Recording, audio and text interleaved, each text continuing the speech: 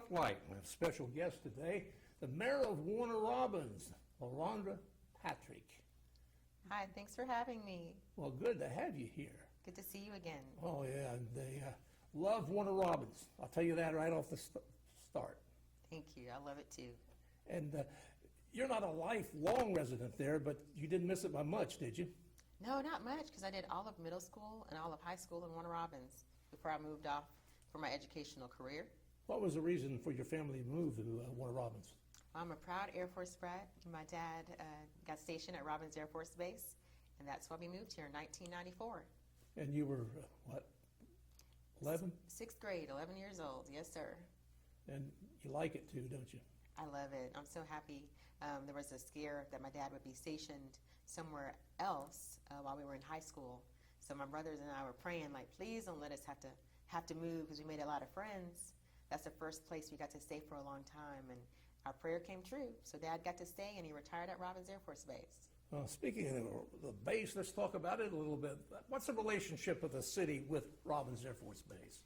Well, you know, the saying we have in Middle Georgia, including Macon, every day in Middle Georgia is Armed Forces Appreciation Day. So we are huge supporters of our military, their families, and our veterans. We love Robins Air Force Base. I'm involved with a lot of the events that Robins Air Force Base has going on. I keep in contact with all the commanders, and I also have a position with the Air Force Reserve Command, which headquarters are at Robins Air Force Base. So I am the civic leader for General John P. Healy, who is the highest ranking person in the Air Force Reserve Command in the world. So that's an honor to be able to serve up under his leadership and advocate for military members, reservists, and their families. Well, every once in a while over the years, a scare comes by that we might lose the base or something like that. What's the status of it now? Do you feel real strong that it's going to be here forever? Yes, Robins Air Force Base is strong. As the former commander would say, Robins proud, is breathing through and through.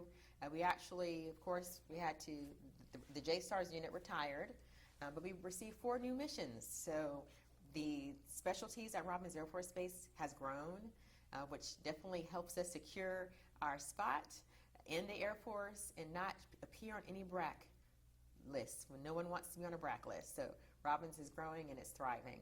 And you just got a new commander. Surely did. We got a new commander who took after Colonel Diedrich Reese. Sorry, who took after Colonel Diedrich Reese, who's now moved on to another base. Now, the city can do things to help make the base even better. Yes, sir. Such as, what type of things can you do for them? Well, one thing that I pride myself in is making sure I'm listening to the command units there, all the commanders, hearing what their airmen need. That's one thing that I started doing with Colonel Droz, Lindsay Droz, when she was at Robins as the installation commander, hearing what we can do in the city to help with the needs or the gaps that are there, because their airmen live in our community.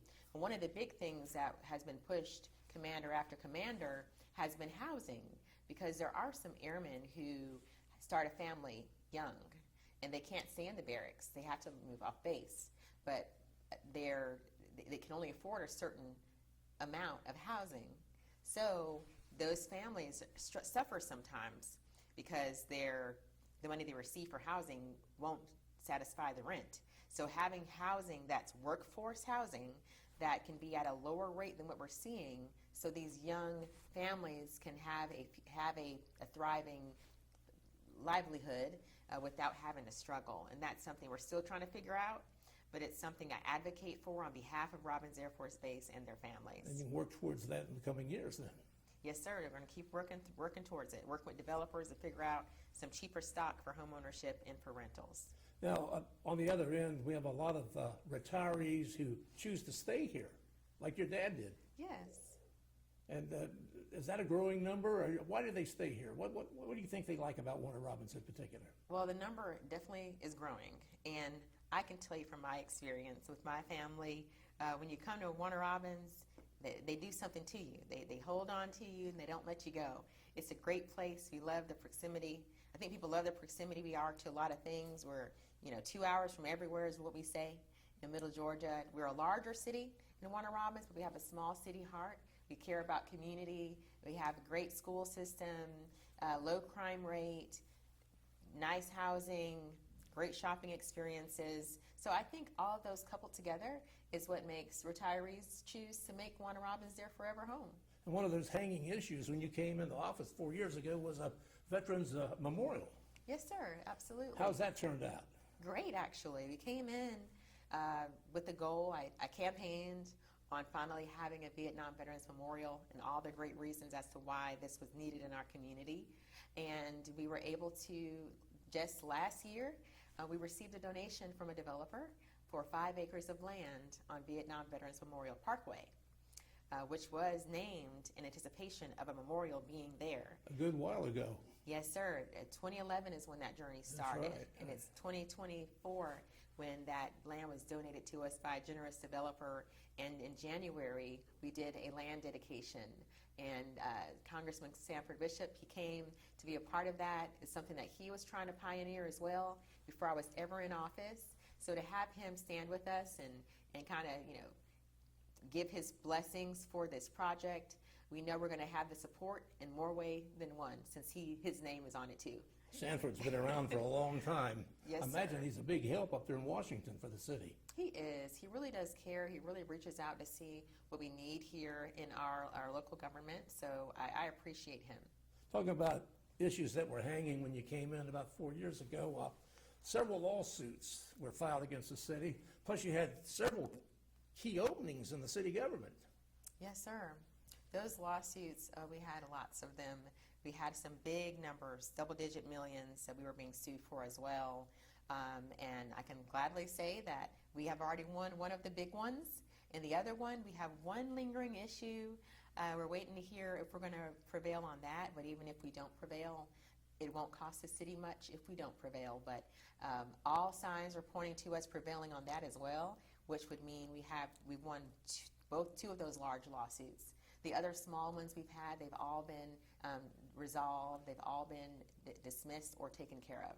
Now, those vacant personnel positions, fire, police, finance, Yes, sir. and administrative assistant, maybe, whatever Yes, you sir. call them. Yeah, so we had, you're right on. The city administrator is the last one. That's the person that's like number 2 in charge, the chief administrative officer, COO. We were able to find him. We've had interims since I've been in office. In October of last year, we were able to appoint, and council accepted, Mr. James Drinkard to be our final city administrator for the city. He comes from Alpharetta, and he has over 2 decades of experience in city government. He is amazing. He is very strong in economic development as well as executive decisions and operations. So he's a great asset to the team. He and I get along very well. So it's only going to help us do even more in my second term. So we got these people pretty much for long term? Yes, sir, absolutely. He's Now- from Perry, so he's back home. He's back home. Yeah. Crime, your police chief, what are they doing down there? Well, that's great. So we have our new police chief. Our police force is great.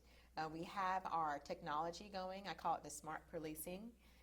We received the International Smart City Award for those programs that we're doing. We're doing a lot of smart policing right now and collecting data to see what type of crimes are happening in our city, where they're occurring, what time of day or time of year it's happening, and who is committing those crimes. So then we can use our intel from the police department to be strategic about policing those areas. And what we found is as we shift our policing strategies in the areas where we're seeing crime has continued to decline. Of course, we're seeing some domestic issues in our city and even across the nation. Those ones are harder to police because they're private matters inside of a home, which we hate to see. We don't like hearing about these things, but that's what we're mostly hearing about in Warner Robins when it comes to crime. We're not seeing much major crimes anymore, and that crime rate has decreased. And I know it's because we have been able to recruit a high number of police officers. I think we're only 17 down from full force for our police department, which is a huge difference from when I came into office. They were way down. Yes, sir, they were Not way too long down. ago. Yep. What's the key? More money for them? More money, less problems. That's the key. More money, less problems. We have a new leadership, some new leadership team members that work really well together. They communicate very well with my office, with other directors, with the city administrator. So we're able to change up some of the policies we're having, which makes the police officers more comfortable as well, but also tightening up on crime at the same time. Homeless issues, you've really worked on that the past 4 years, and making some progress too. Yes, sir, we have. Homelessness is something that, a lot of communities have it, and even more now ever since COVID came to town. But my first year, we started the Homelessness Coalition, and that worked out well. We have now over 80 businesses that are involved in that. My second year, we found a building, bought a building, and had a ribbon cutting for a building. And it's currently on its last phase of renovations to become the first homeless shelter in the city of Warner Robins. That's a 90-day large facility. We have other shelters that are small in our city, but now we can have one that can house up to 50 individuals, and we're extremely excited about that. You have a limitation how long they can stay, or does it vary? Yes, sir. It'll be a 90-day facility, and in that facility, we have made some partnerships with Middle Flint and also First Primary Health Care, to name a couple, that will come in and provide those mental health, medical needs for the individuals who live there, as long as they qualify for the services. So it's going to be great. It's not going to cost. We're not relying on taxpayer dollars to provide those services, because the organizations we've partnered with receive money for those very things. They just need to be connected to the people who need it. So it's been great. It operates kind of like a hub, and we look forward to impacting some more lives. And so far in our homelessness coalition that we have transformed 50 lives in our community who are homeless, who now have their benefits, whatever kind of benefits they were entitled to. The majority of them are veterans. They have housing, they have their medical care, they have jobs, and they are thriving, living on their own even today. I've found over the years, here in Warner Robins in particular, your church community is very helpful with homeless. Absolutely. We have a lot of the churches inside the coalition. I can name some, but I'll leave some out, so I won't even do it. But they are phenomenal. We have a very giving community in Warner Robins, and a lot of them have a heart and empathy for individuals who are homeless, the ones that want to transform their lives. There's plenty of opportunity to do it. In the whole scheme of things, Warner Robins is roughly, 80 years old. That's a very young city. Yeah. But you do have your areas of blight, which is getting old. Back in the 40s and the 50s, these places were built, and now to be replaced or rehabbed. What's going on in the world of blight in Warner Robins? Yeah, we have our blight issues. We still have our blight issues, but the good thing is we moved our code enforcement division up under the police department, and that happened a couple months ago. A little teeth in it. Yeah, put some teeth in it. So a couple months ago, we got the report back from the leadership that we have over 200 new cases ever since code enforcement moved to PD. So that's a good thing. That means that we are identifying blight, writing the citations, so that those situations can be corrected and fixed. So that's what we're going to continue to do. We have our CDBG grants, which helps with homes that may be a little dilapidated, getting them renovated and livable. That helps clear up blight. We had a blight task force who worked really hard with identifying areas that have some blight. And for those commercial spaces, we have started a blight tax. The blight tax means if those commercial spaces do not fix their blighted property, many of those owners do not live in our community, or in a lot of cases in our state. If they do not fix those, then they're going to get a very high tax bill come around December. So we'll help them make a decision to clean it up or sell it to somebody who will. Well, in Macon here, they're doing a lot of tearing down of these places. Do you have plans for that in Warner Robins? Absolutely. We go through the abatement process to tear down those houses and those areas that are blighted beyond repair. But then we also are doing some tearing down buildings in our downtown district, Commercial Circle to be specific. We're tearing down some of those blighted properties. A lot of them may have had some asbestos issues. We have some soil that needs to be remediated. So those buildings have already started coming down. We've taken down, I don't remember the number, but over 6 buildings in Commercial Circle, and we have more scheduled this year. The official city of Warner Robins was developed in kind of the infant stage of shopping centers, and the town grew like rings on a tree. This shopping center, and then this shopping center, then this shopping center. Never had a real downtown, but you're coming up with one. Yes, sir, we are. We're building a new downtown from the ground up. When I came into office, I campaigned on a downtown. I knew it was possible. When I came into office, the city of Warner Robins owned less than an acre of the 17-acre tract, which is called Commercial Circle. And today I can report that the city owns more than 70% of that very area. So we have acquired a lot of those properties, the areas that we're tearing down buildings. We've acquired them in just 3 years. And we're moving forward with our redevelopment plans, and we call that Operation Reawaken. Not to be critical to anybody, but this has been in the works for years. They've been talking about it, like the Vets Memorial and some of the other issues. How did you get things going that hadn't started up in the past? Well, my parents and my grandparents always taught me where there is a will, there is a way. And I got myself educated up on city government and how some things work while I was a city attorney. And I used the knowledge I gained from that to develop my plan on how to do it. So I came into office ready and hungry to make this dream come true. I knew in order for us to do it, we would have to own the spaces. We couldn't just come up with a plan for the owners to renovate, because they tried that before and it didn't work. So we have to be able to control what goes in our downtown, then we can control the vision. And that's what we did. We used our SPLOST dollars that were unused to buy up properties that's going to make a significant economic impact in our city once the new downtown comes. What do you see down there eventually? It's going to be a mixed-use community. We're going to build up high, probably 4 stories or so, commercial, retail, residential, all of those in that area.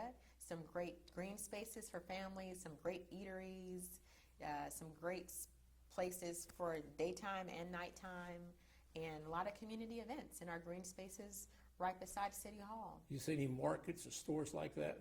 Absolutely. We're going to have lots of different markets, grocery stores, shopping centers. Well, not shopping centers, but we can go down and shop different boutiques. We want to see a lot of the mom and pop type shops there that you're seeing in the strip malls that are coming up in our city. We want to bring them back to the downtown and put those in there.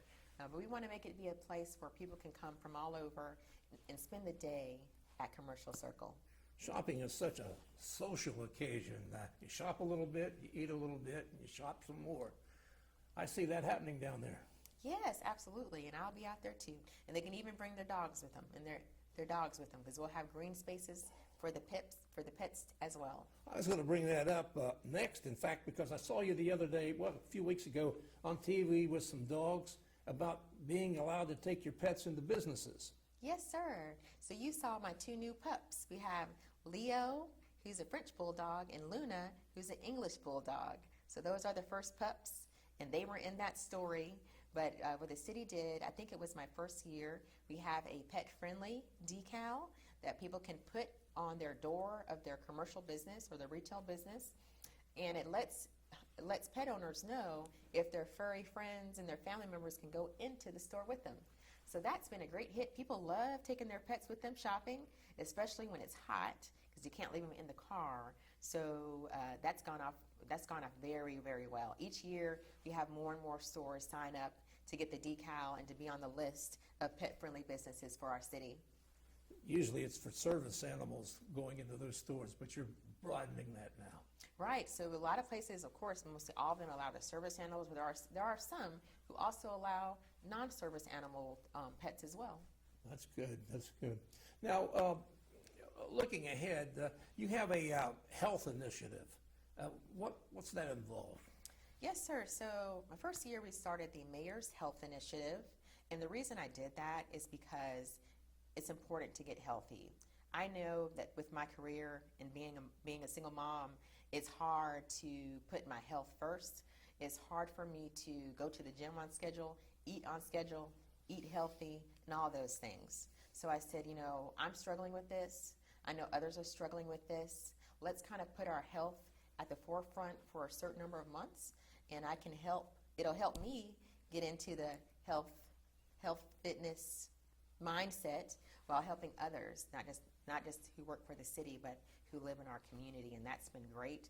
We have a lot of fitness businesses in our community who are looking for new members. So those fitness businesses come and they offer free workout experiences for individuals, and it helps expose those individuals to a new workout experience, helps them get some business, and it helps us in Warner Robins get fit. You're a mom. Does that fit in there anyway with your child? It does. So there has been one of those events that I've had, and my son Lane came to. We fit in a kids fitness. When we had our kickoff event, we had a kids fitness too. So my son Lane, who's 8, he was able to experience that. I asked you to bring me a list of some things that I know I wouldn't think of at the time. You have Innovation Lab with Apple and Ed Farm. What is Yes, that? sir. So that is a newer initiative. That's one of my babies. One thing I really wanted to do, and I campaigned on this as well, was expand our recreational options in our city for parks and recreation. When it comes to programs, the majority of recreation departments now are going to be sports programs. They're going to be not just the team sports, but I'm talking, if you go to the rec department building, to the gym, what are you doing? Playing basketball. I was never good at basketball. My son probably won't be good at basketball. So with that in mind, I wanted to bring an option that all children and all people can enjoy if they go to the gym or the recreation department, because that's how I grew up on military bases. My Saturdays were doing pottery, painting, friendship bracelets, stuff like that, some cool games and things. So the Eno Lab came as an answer to that. The Eno Lab is a collaboration we did with Apple and Ed Farm, which is the STEM educational arm of Apple. And we have the first community-based innovation lab that is at Ed Farm spaces in the country. We were the first one. And in there we have different sections for STEM learning. So we have robotics, coding, VR and AR, gaming, podcasting, fabrication lab, music engineering, and the list goes on. So it's a great resource. Your kid can go in and get some STEM education, but not just your children. You can too, because our Eno Lab has something for citizens of all ages, from the small little toddler all the way up to the most elder citizen in our community. Wow, I can see that's number one on your list. Yes. Recreation. When I came here in the mid-'60s, Warner Robins was known for recreation. You've got one of the most beautiful recreation facilities in the country in this town. What else is going on in recreation, and what do you see going down the road? Well, what I see, we want to get into some esports.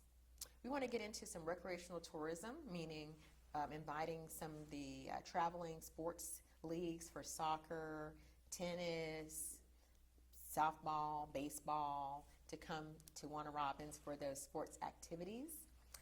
We want to have a new activity center for individuals of all ages. So they can do their ceramics, their quilting, their painting, and all of those activities. So if you're Saturday and you're bored, or Wednesday and you're bored, go to the rec department, to the activity center, you'll find something to do. So that's the future I see for recreation in our city. Now, swimming is a big thing that draws a lot of people in. Do you have the facilities for that yet? So we have one proper swimming pool that the city of Warner Robins owns, and that swimming facility will be getting some upgrades in our 24 SPLOST. So we're really excited about the renovations that's going to come to the swimming facility that is based at Fountain Park in Warner Robins. It's going to be great for children, toddlers, and adults overall. And we're going to do some swim programming so that children can learn some of the safety tips in swimming, and also adults. We keep hearing about children and adults drowning lately. This year has been kind of unique. So it put it on my heart to do something that was free for the community, to make sure we're speaking about this and helping save lives of our children and adults who may think they can swim and can't swim, or they can't swim in certain conditions. Southeast Regional Little League's headquartered here. Absolutely. And they have the playoffs going on right now, I understand. Yeah, Yes. today. They're playing today. Yeah, that leads to the championship in Williamsport, which everybody knows about. Now, I want to get back this, we were talking about crime. The police training center, you're real proud of that. Absolutely. The new police training center, it's been in the works for years, and we finally got it done. It's currently being built as we speak.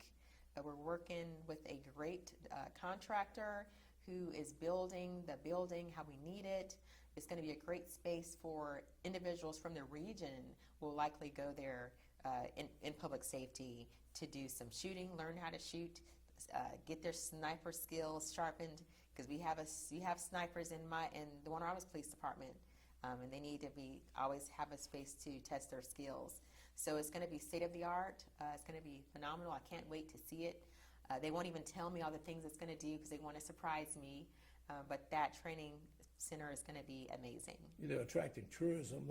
The base does its part too. I know this is not a city function, but you do help it along. The museum out there is exceptional. Yeah, the Museum of Aviation is great. It's a great staple in our community. I serve on the Museum of Aviation Foundation Board, and we talk about programming, educational programming and events, and just bringing awareness to the museum across the state and getting more people to come and check out the aircraft that's been used in our military for decades.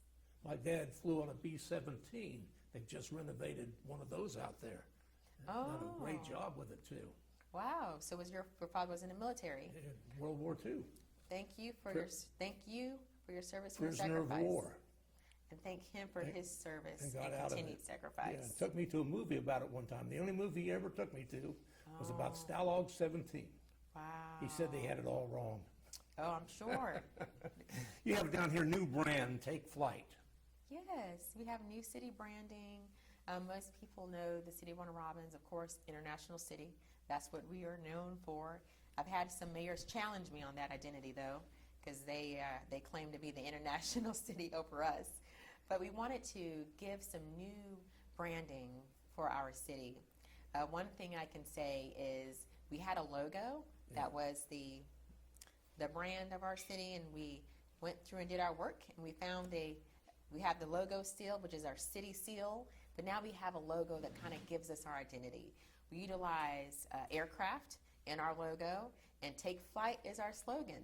And in Warner Robins, we believe if you have a dream, we can give it wings. So let's take flight and see where we land. What prompted you to get into politics, elective politics? Well, that seed was planted in me my senior year of college at Georgia State. I got to work at the General Assembly as a legislative intern. Well, that'll do it. Yeah, so there, it wasn't like what I learned in school. In my classes, political science, pre-law major, they didn't teach us the real stuff that happens with laws in our state, and I got to see that. And when I saw it, I saw the good parts, the great parts, but then I also saw the not so pretty parts in the games that are played. So when I realized that, and how many bills were left in committee that never got out the door because some individuals didn't get along, and that's just the nature of politics. I said I wanted to be the change I wanted to see one day, and I knew I would run for elected office. I didn't know it would be this soon. I'm in my 40s, but I didn't know it would be this soon, and I didn't know it would be a mayor of a city. But that's where that seed was planted, and I'm just so thankful that this is in my career now, and now that I am in public service, I never want to let it go. You're running for re-election already. It's a fast 4 years, isn't it? I know, it's been so fast. But busy. Busy and impactful and rewarding, and it's just been amazing. I don't know if you want to talk about the other members of the council who are running. You have 3 running on the ticket with you. I don't know, you don't run as a slate, these are individual campaigns, but how do you work with these people? Do you enjoy working with them? I love working with council. We started off a little bit bumpy, you know, when you first get on a roller coaster going up the hill. I call it the hill. It gets a little bumpy at first. When we got to the top, it's been smooth sailing ever since. So we've made great strides. We get along like family members. Truly, we actually say we love each other. We give each other hugs, check on family members. It's a really great environment. I call them my partners in progress, because there is no me without them and all the work that we're doing. I couldn't do it by myself. I have their support, their vision, and we're doing transformative leadership right now through them. But the ones on the ballot with me in November are the odd number posts. So post 1, post 3, and post 5. Name them for me. Yep, post 1 is Derek Mack. He is at large, but he's post 1. Post 3 is Keith Lawrenson. He's an educator, and he still works in education today. He's been there a long time. Yep. And along with your next one. Yep, and the third one is Councilman Clifford Holmes, who's also an educator. We call him the Godfather because he's been there the longest, and he always is giving us wisdom when we mess up or when we do right. So following qualifying, what's next? Just campaigning for the rest of the weeks leading up to the November election? Yes, sir. I'm gonna do a very hard campaign. I learned a lot my first election, the first time I went around. And you won. And I won. I went in a runoff and I won. And this time I'm going even harder than I did the first time. So I've had a 3.5-year head start on my campaign, running off of all of my accomplishments, and I'm going to let my record speak for itself. And I'm looking forward to a great campaign cycle this time, whoever my opponent may be. I've done a great job. There's still things that we can do better in, and I know that. But as I said in my first campaign, this is our city, our future, and we're just getting started. So if you think we did a lot the first 3.5 years, going in 4, we're almost to the end of the 4th year, then what can you expect my second term? Can you give me one issue that you're looking forward to tackling in the coming 4 years? Absolutely. What I want to tackle in the next 4 years is actually seeing this redevelopment project through. I want to have a ribbon cutting. I want to have a groundbreaking of Commercial Circle. We want to renovate the Civic Center, renovate the old rec department that sits on Watson, put in an amphitheater, a community amphitheater, open up some green spaces, improve some of our parks for our children of all ages to play, even individuals who may have any kind of a disability to play. And we want to do some recreational tourism, as I stated before. So when it comes to recreational activity and community engagement and involvement, that's one of the top things we're going to work on our second term. Well, Mayor Patrick, appreciate you coming by, and hope to have you before the November election again. Yes, I'd love to. Thank you so much. It's always a pleasure to see you. Appreciate all that you do in our community, and you really are an icon. Well, thank you. Thank you very much. And thank you, folks, for joining us here on the Middle Georgia Spotlight. I'm Ron Wildman over here in